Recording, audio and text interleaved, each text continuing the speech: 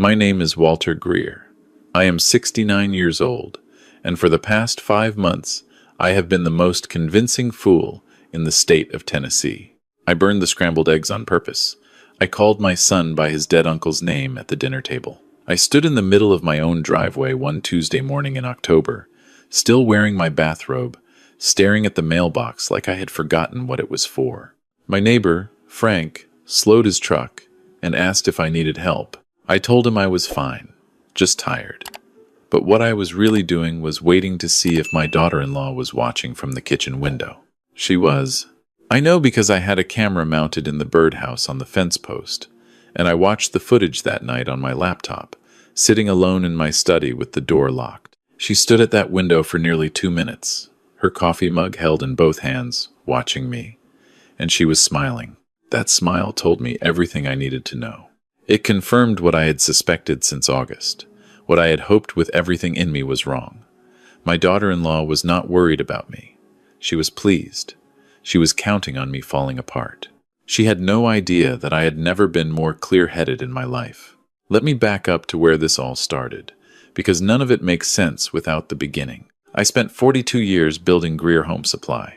It started as a single store on the edge of Knoxville, a family hardware business with 12 employees and a loading dock that flooded every spring. My wife, Carol, kept the books in those early years, working at the kitchen table after the kids were in bed, her reading glasses pushed up on her head, a pencil tucked behind her ear. We grew slowly, then quickly. By the time I sold the company last spring, Greer Home Supply had 27 locations across 5 states, 460 employees, and a reputation that I was prouder of than anything else I had ever built. The buyer was a regional home improvement conglomerate out of Atlanta. They paid $31 million for what Carol and I had built from nothing. Carol had been gone for 3 years by then. Pancreatic cancer. 11 weeks from diagnosis to the end, which is its own kind of cruelty.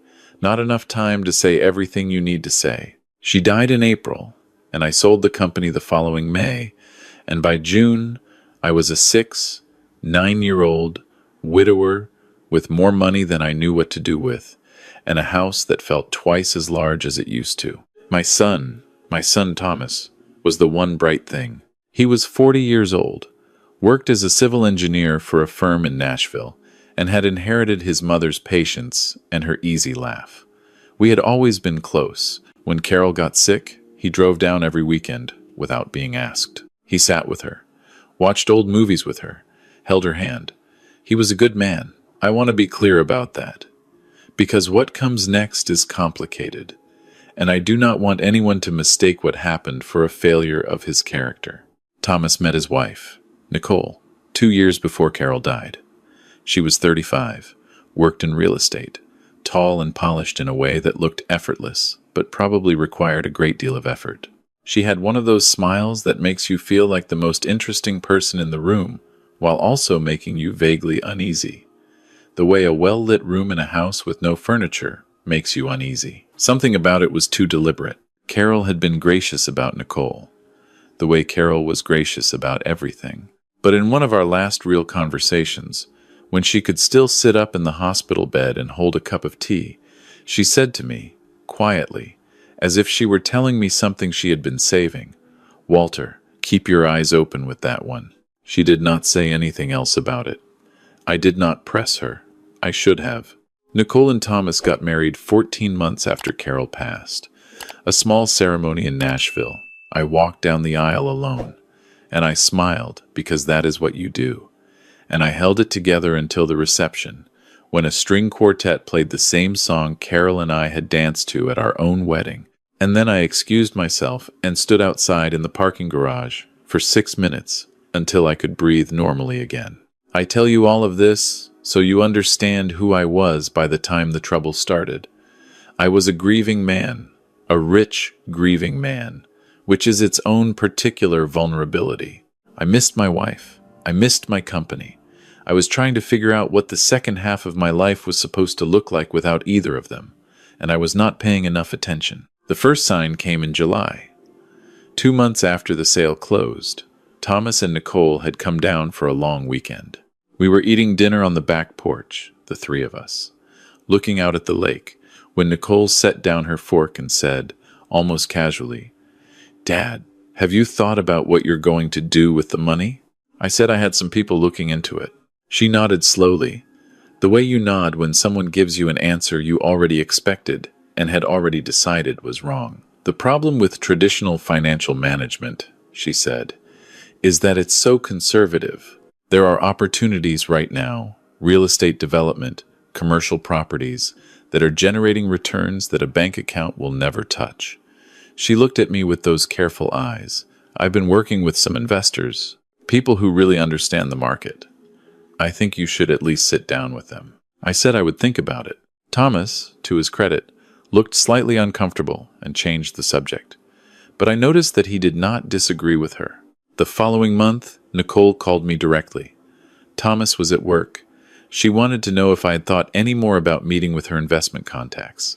She mentioned a figure, a projected annual return, that was almost offensively unrealistic. When I said I wasn't interested, she shifted the conversation smoothly, the way water shifts around a stone, and began asking about my health. "I was fine," I said.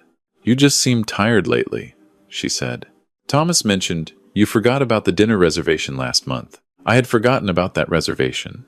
It had been a genuinely busy week, and it slipped my mind. I said so. "Of course," Nicole said. "I'm sure it's nothing. We just love you and want to make sure you're okay." I hung up the phone and sat very still for a moment. Then I called my attorney. His name is Roy Caldwell. He has been my lawyer for 26 years. He is the kind of man who listens more than he speaks and always returns your calls within the hour. And he was the only person outside of my family who knew the exact size of the settlement from the sale. I told him about both conversations. I told him about the smile through the kitchen window, which had not happened yet, but which I already, somehow, knew was coming. I told him that Carol had warned me. "What do you want me to do?" Roy asked. "Find out everything," I said. Roy was thorough. He was also fast. Within 3 weeks, he came to my house with a folder and a look on his face that was carefully neutral, in the way that only very bad news makes a person look. Nicole's investment contacts were not investors. They were participants in a high-yield fraud scheme that had already drawn scrutiny from the Tennessee Securities Division. 3 separate complaints had been filed in the past 18 months.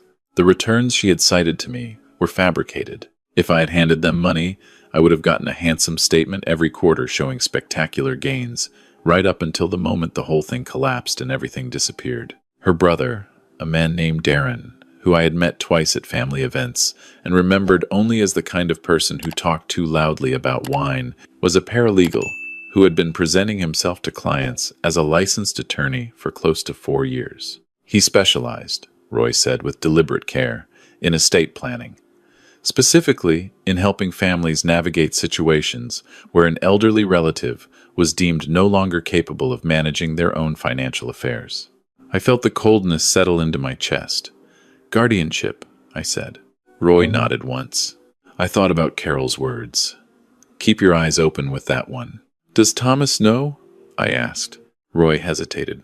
"I don't know," he said. "There's no evidence he's directly involved. But Nicole's phone records show regular calls with Darren going back over a year.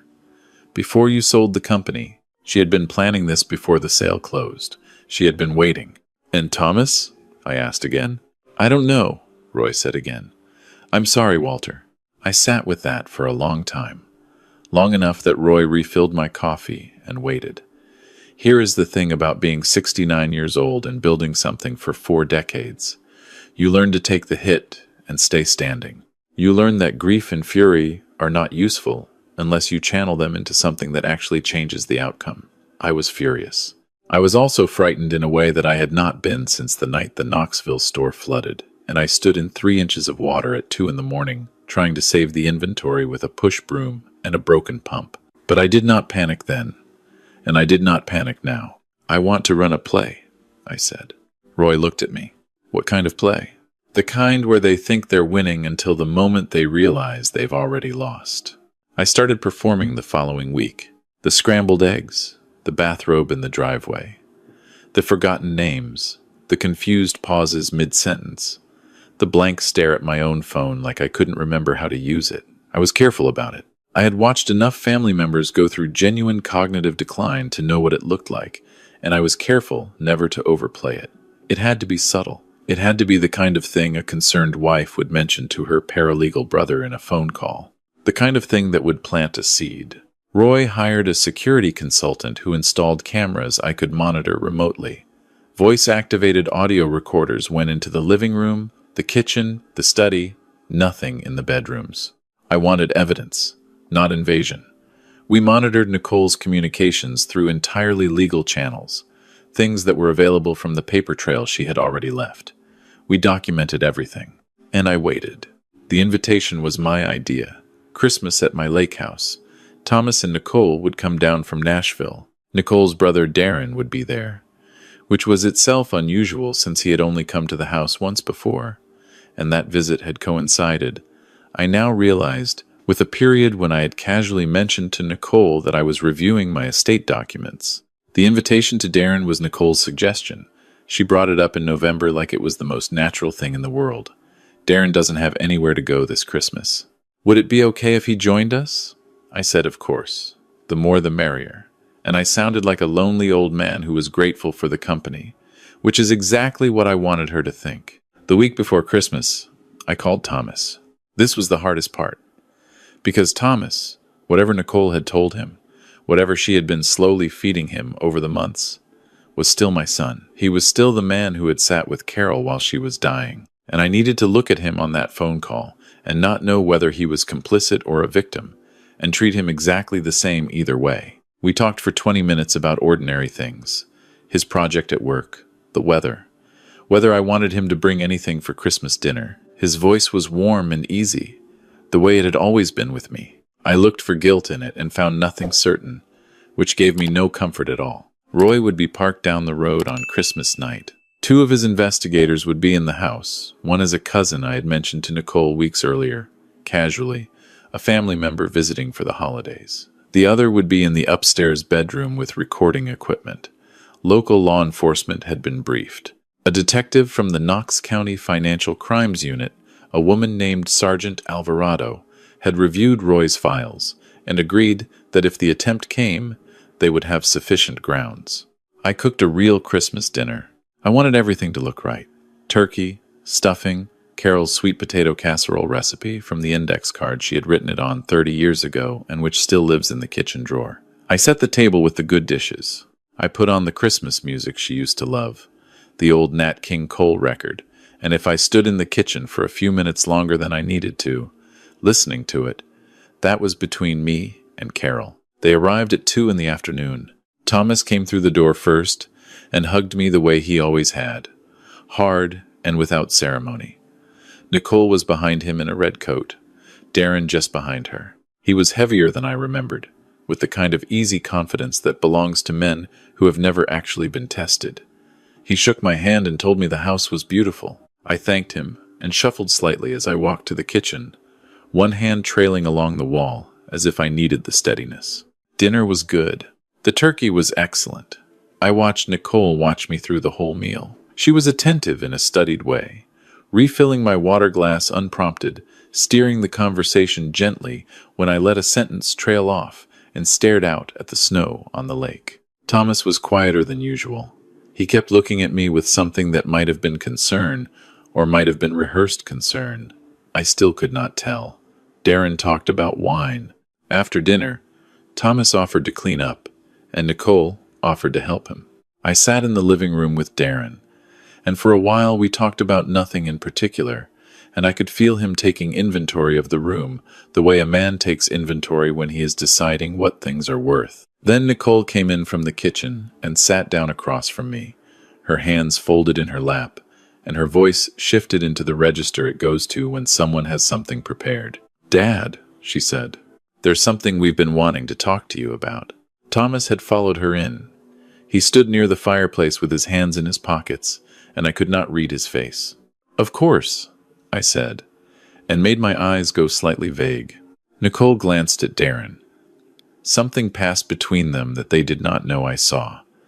"We've been worried about you," she said. "Thomas and I both have. The little things. Forgetting the reservation, the mail you forgot to bring in for 2 weeks last month, the scrambled eggs that you left on the burner. She leaned forward slightly. We're not trying to upset you. We love you. But we want to make sure you're protected. I'm fine, I said, and let my voice be slightly uncertain, the way it would be if I were not entirely sure that was true. That's just it, Darren said, leaning forward. He had his professional voice on now, measured and authoritative, the voice he had practiced for 4 years of pretending to be something he was not. Sometimes when these things start, people feel fine. That's actually part of what makes it difficult. The awareness can come and go. He pulled a folder from the bag beside his chair, the kind of moment that had been choreographed and I had been waiting for since October. I've prepared some documents. Nothing complicated. A durable power of attorney. A financial management trust. It just ensures that if there comes a time when you need help, the decisions are in the right hands. People who love you. I looked at the folder. I looked at Thomas. Is this what you want? I asked him. My voice was quiet, genuine. Thomas shifted his weight. He looked at Nicole, then back at me. Dad, we're just trying to help. We want you to be taken care of. There was something in the way he said it that did not belong to him. It sounded like a sentence someone else had written for him. I looked at my son, this man I had raised, and I made a decision that I think Carol would have made too. I decided he was not the enemy. I decided that he was a man who loved his wife and had been listening to her voice in his ear for 2 years, slowly, patiently, redirected, the way water redirects stone. I decided I would give him the chance to be who I knew he actually was. But first, I had to finish what we had started. I looked at the documents Darren had placed on the coffee table. I reached forward and picked them up with a slightly trembling hand. I turned the pages slowly, squinting at them, and I said, I just don't understand all this legal language. I looked up at Darren. If you think it's the right thing, I suppose. I let my voice go small. I just don't want to be a burden. Darren smiled the smile of a man who thinks he has won. That's exactly right, he said. We're just making sure everyone is protected. It's the responsible thing. Nicole was watching me with something that lived just behind her careful expression. I recognized it. It was the same thing I had seen in the kitchen window in October, in the footage from the birdhouse camera. Satisfaction. The particular satisfaction of a plan coming together. I reached for the pen she was already extending toward me, and then I put the pen down. I straightened up in my chair. I set the documents on the coffee table, squared them carefully against the edge, and I looked at each of them in turn. Thomas, Nicole, Darren. When I spoke, my voice was the voice I had used for 42 years when I was closing a deal or ending a meeting that had gone wrong, or telling an employee something they did not want to hear. Clear, unhurried, entirely in control. Roy, I said, did you get all of that? The door to the study opened. Roy Caldwell walked out. Behind him came the man I had introduced as my cousin, who was in fact one of Roy's investigators, and behind him came a woman I had not introduced at all because she had been upstairs since noon. Sergeant Alvarado, Knox County Financial Crimes Unit, in plain clothes, holding a recorder with a green light blinking steadily. Darren stood up so fast his knee hit the coffee table. What? Sit down, Sergeant Alvarado said. Not loudly. She did not need to. Nicole's face had gone the color of old snow. She looked at me with something I had not seen from her before. It was not anger, and it was not shame. It was calculation. The rapid recalculation of a person whose model of the situation has just collapsed, trying to find a new position. I watched her look at the recorder. I watched her look at the documents on the table. I watched her decide. This is a misunderstanding, she said. We were trying to help him.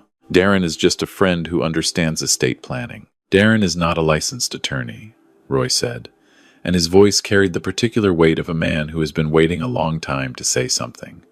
He placed a thin folder on the coffee table. His paralegal certification lapsed in 2021. He has been representing himself as a licensed estate attorney to at least 6 other families in the last 4 years. 3 of those families have already filed complaints with the state bar. Thomas had not moved from the fireplace. He was staring at Darren. Tom. Darren's voice changed. The professional register dropped, and what was underneath was younger and less certain. Tom, listen, this isn't... Don't, Thomas said. One word. Sergeant Alvarado stepped forward. She addressed herself to Darren first. The charges she outlined were clear and specific. Practicing law without a license, conspiracy to commit financial elder abuse, fraudulent misrepresentation. She read him his rights with the practiced efficiency of someone who has done it many times. He listened with his hands at his sides and a face that had gone completely still, like a man watching the building he thought was solid turn out to be cardboard. Then she turned to Nicole. The charges she outlined for Nicole included conspiracy to defraud an elderly person, abuse of a position of trust, and filing a fraudulent financial instrument, the power of attorney document Darren had prepared, which contained a false representation of Darren's credentials. Nicole said nothing. She looked at me, and for 1 second, just one, I saw what was underneath all of it.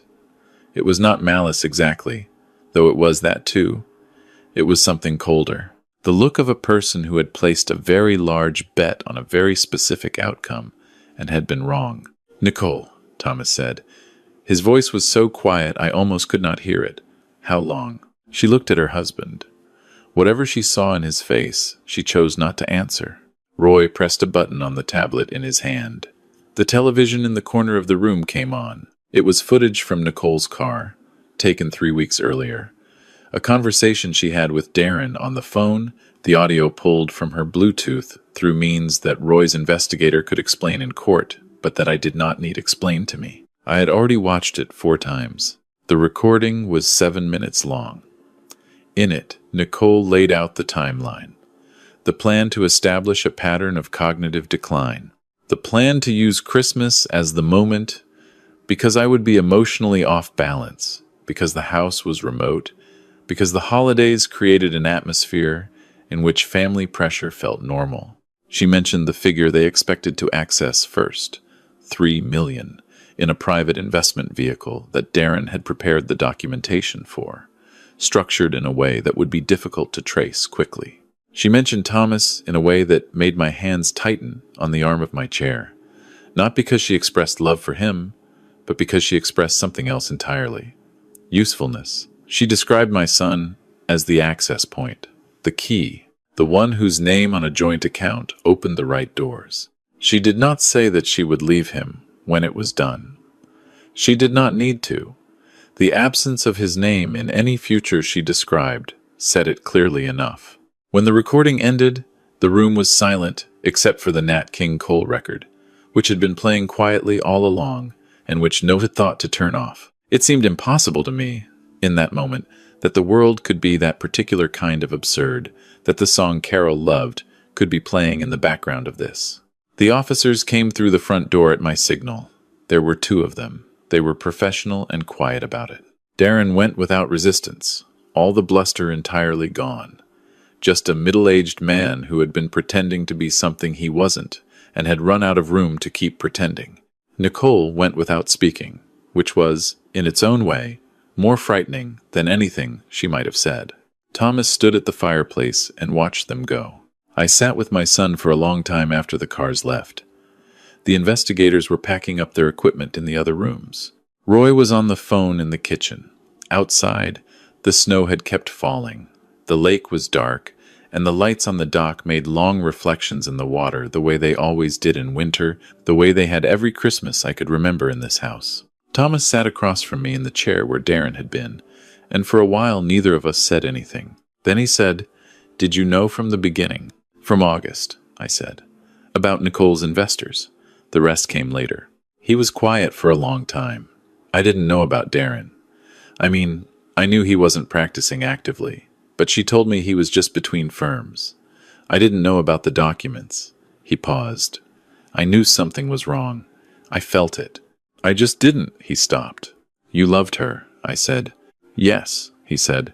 I thought about what to say. I had been thinking about it since August, since the moment Roy laid those documents on my kitchen table, since I understood that whatever happened here, my son was going to be sitting across from me in some version of this conversation, and I was going to have to find the right words for it. Your mother knew, I said. She told me to keep my eyes open. I wish I had listened sooner. Thomas looked up. The way she looked at you, I said. Even in those last weeks, the way she looked at you made her happy in a way that very few things did. She wasn't worried about your judgment. She was worried about your heart. She knew how much you needed to believe the best about the people you loved, and she knew that was the thing that could be used against you. I leaned forward. That is not a weakness, Thomas. That is who you are. It is not your fault that someone chose to use it. He put his face in his hands. He was not crying exactly. He was doing something quieter than that. The thing men do when they are holding something very large and finally, have permission to put it down. I reached over and put my hand on his shoulder. We sat there for a long time. The legal proceedings lasted 7 months.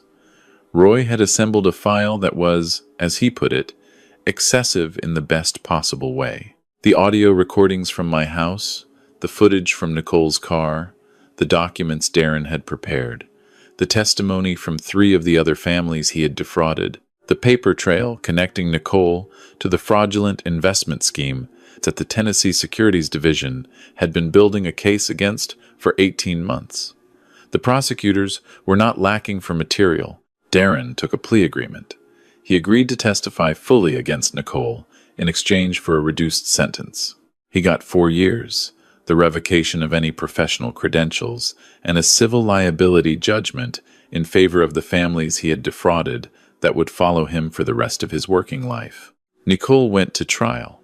Her attorney was competent and worked hard, but there is a limited amount of work you can do when the client's own voice, in her own words, in her own car, has laid out the entire plan, with the thoroughness of a project manager preparing for a board meeting. The jury deliberated for 6 hours.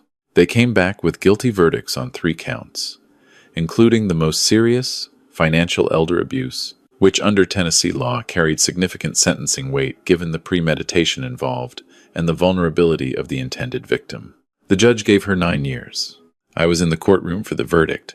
Thomas was not. He had asked me whether I thought he should come, and I had told him that was a decision only he could make, and that I would support him either way. He chose not to come. He told me he needed it to be over, and that watching it in person would make it harder for it to be over. I understood that completely. When the foreman read the verdict, I looked at Nicole. She was sitting very still. She had been very still through most of the trial, controlled and precise in the way she was controlled and precise about everything. When she heard the word guilty, something changed in her face. Not dramatically. It was a very small change. The particular change of a person who has, for the first time, genuinely run out of options. I had seen that face before in business. In negotiations that had gone irretrievably wrong, it is not a face that inspires triumph. It mostly inspires exhaustion.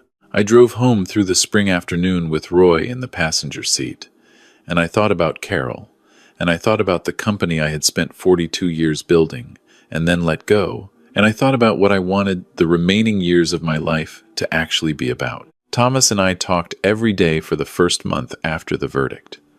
Then, every few days. Then, gradually, in the natural rhythm of a father and son who have always been close and have now been through something together that neither of them will ever fully forget. He filed for divorce 3 weeks after the guilty verdict. He is doing what I did after Carol died, which is to say he is getting through it, one day at a time, in the unglamorous and necessary way that grief actually works, without shortcuts and without the luxury of speed. He came down to the lake house in June for 2 weeks. We fished in the mornings and watched old baseball games in the evenings and ate very simple meals on the back porch. We did not talk about Nicole or Darren or the trial. We talked about the company, about the early years, about projects Thomas had worked on, about the deer that kept getting into the garden. One afternoon, he caught a bass that was genuinely impressive, and we stood there in the boat arguing about whether it was large enough to keep, the way we have always argued about that. And then he threw it back the way he always does, and I complained about it the way I always do, and for a little while, the lake was just a lake, and the summer was just summer. Roy and I started working on something in the fall. The original idea was simpler than what it became. I had money I needed to do something meaningful with. Roy knew 3 other attorneys in the state who had handled similar cases. Families targeted through fraudulent estate planning schemes, elderly people pressured into handing over assets or signing documents that stripped them of their autonomy. There were more of them than I had understood before this happened to me. Far more. We incorporated the Greer Family Trust, which was a clumsy name, and we eventually changed it to something better, Second Chance Legal Fund. The model was straightforward. We provided, at no cost, 2 things that the families in these situations almost never had access to.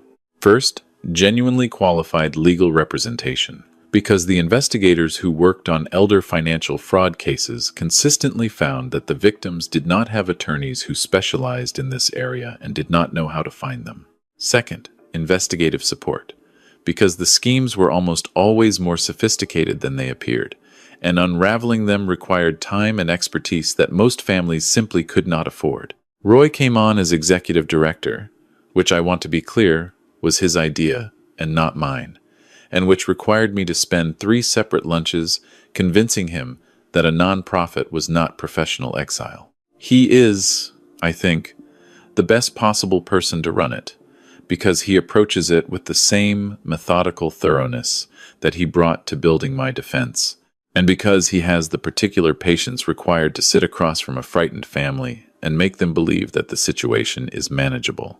Thomas volunteers on weekends when he can. He is not a lawyer, but he has a gift for the intake conversations, the first calls, the moments when a family is trying to decide whether what they suspect is real or whether they are making a terrible accusation against someone they love. He knows what that uncertainty feels like from the inside.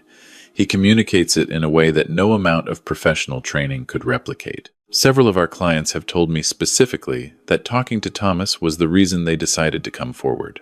Last month, I was reviewing case files on a Thursday afternoon when Roy knocked on my office door and said there was a family in the lobby who had come without an appointment. An older woman and 2 adult children, he said. The mother was 72, had sold her florist business the previous year after 40 years, and was being pressured by her son-in-law and his brother to sign over an investment trust. Sound familiar, he said.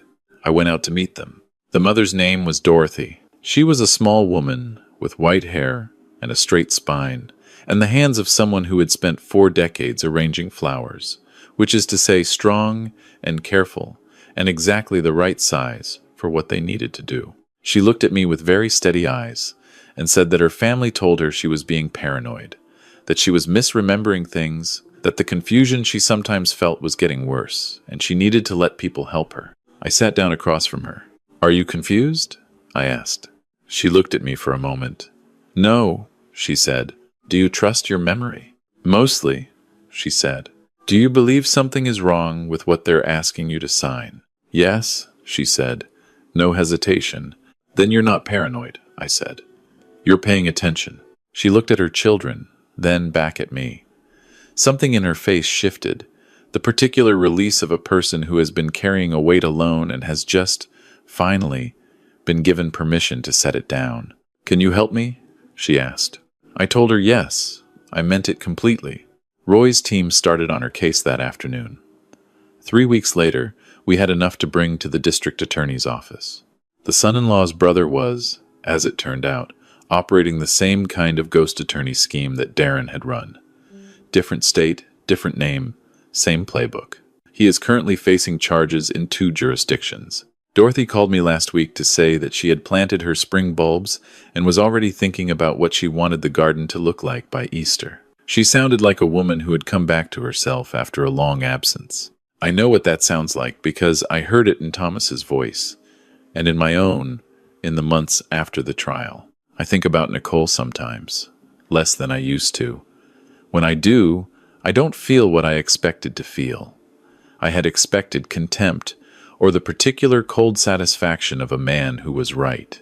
But mostly what I feel is something more like sadness, the kind of sadness you feel when you see something that could have been different and wasn't.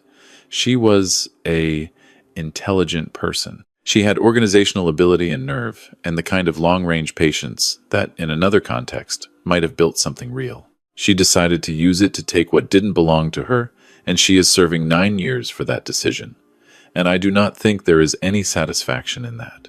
Certainly not enough to stay with for very long. What I stay with is the lake in the evening, the sound of the dock against the water, the index card in the kitchen drawer with Carol's handwriting on it, slightly faded now, the sweet potato casserole recipe that I have made every Christmas since she died, and that I will make every Christmas I have left, because some things are worth continuing. What I stay with is Thomas, his voice on the phone, gradually finding its way back to the ease it used to have.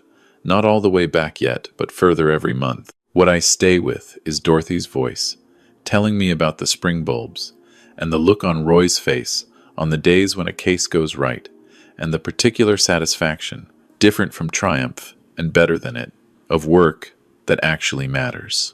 I spent 42 years learning that a business is only as strong as what it is built on.